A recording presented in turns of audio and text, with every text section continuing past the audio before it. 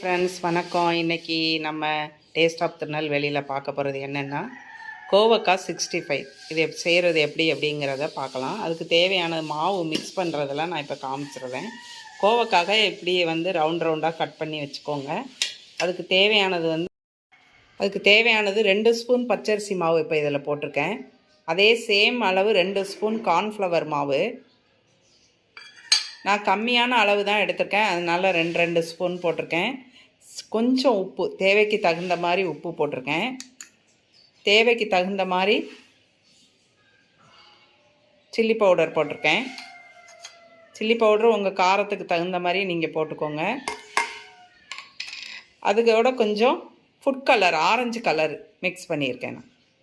இப்போ இதை எல்லாத்தையும் ஒன்றா மிக்ஸ் பண்ணிவிட்டு இந்த கோவக்காயை அதோடு கலந்து ஒரு அரை மணி நேரம் இல்லை 1 மணி நேரம் நம்ம ஃப்ரிட்ஜில் மூடி போட்டு வச்சுட்டு மூடி வச்சிடலாம். இதோட கோவக்காவை கலந்துடலாம். அந்த மாவை நல்லா கிளறி விட்டுட்டு இதோட கோவக்காவை கலந்து ஒரு அரை மணி நேரம் 1 மணி நேரம், தண்ணியெலாம் தெளிக்கக்கூடாது. இப்படி இந்த மாவுலேயே நீங்கள் கிளறிடணும். ஒரு 1 ஹவர் நம்ம ஊற வச்சுருவோம். ஃப்ரிட்ஜில் பொரிக்கிறதுக்கு முன்னாடி 1 ஹவர் ஊற வச்சுட்டு அப்புறமா எடுத்து பொரிச்சிடலாம். இப்போ நான் கலந்துட்டு காமிக்கிறேன். இப்போ பாருங்கள், இப்படி நல்ல இந்த மாவு ஒட்டுற அளவுக்கு நல்லா கிளறி விட்டுக்கோங்க.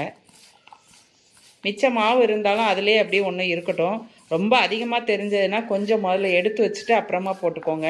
நம்ம இது ஒரு குத்து மதிப்பாக தான் போட முடியும் நீங்கள் போடுற அளவுக்கு. அதனால் கிளறி வச்சுட்டு அப்புறமா கூட நீங்கள் இந்த மாவு தனியாக எடுத்து வச்சுட்டு திரும்ப பத்தலைன்னா போட்டுக்கலாம். மிச்சம் இருந்தாலும் அது நீங்கள் எடுத்து டப்பாவில் போட்டு வச்சுக்கிட்டிங்கன்னா அடுத்தது யூஸ் பண்ணிக்கலாம்.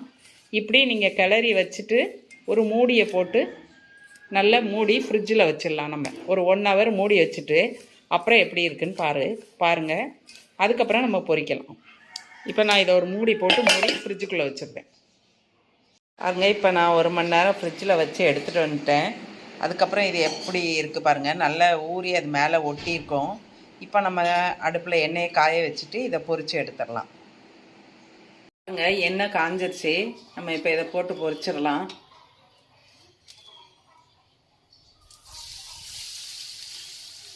ரொம்ப ஈஸி வேலை தான். உங்களுக்கு நறுக்கிறது மட்டும்தான் வேலை. நறுக்கி வச்சுட்டிங்கன்னா டக்குன்னு ரெடி பண்ணிடலாம். இப்போ போட்டாச்சு. கொஞ்சம் ஒரு நிமிஷம் கழித்து கிளறி விட்டுருங்க. விட்டுட்டு நான் உங்களுக்கு எடுக்கும்போது காமிக்கிறேன். கிளறி விடுங்க.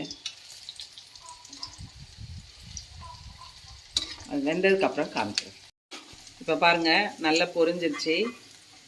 இந்த ஸ்டேஜில் நம்ம எடுத்துடலாம். நல்லா எண்ணெயை வடிச்சிட்டு அப்புறமா எடுத்து போட்டுருங்க.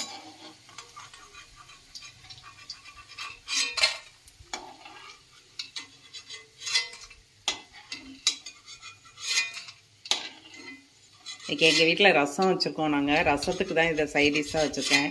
நீங்கள் ரசம், சாம்பார் சாதம், ஏதாவது வெரைட்டி ரைஸ் அந்த மாதிரி வச்சா கூட இதை மாதிரி பண்ணி நீங்கள் அதுக்கு சைடிஷாக வச்சு சாப்பிட்டுக்கலாம்.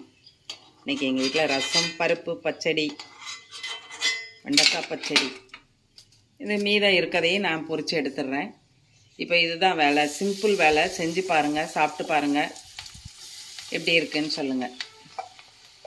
எங்கள் வீட்டு மெனு பார்த்திங்கன்னா ரசம், சுட சுட ரசம், பருப்பு, வெண்டைக்காய் பச்சடி, 65. இதுதான் சாப்பாடு.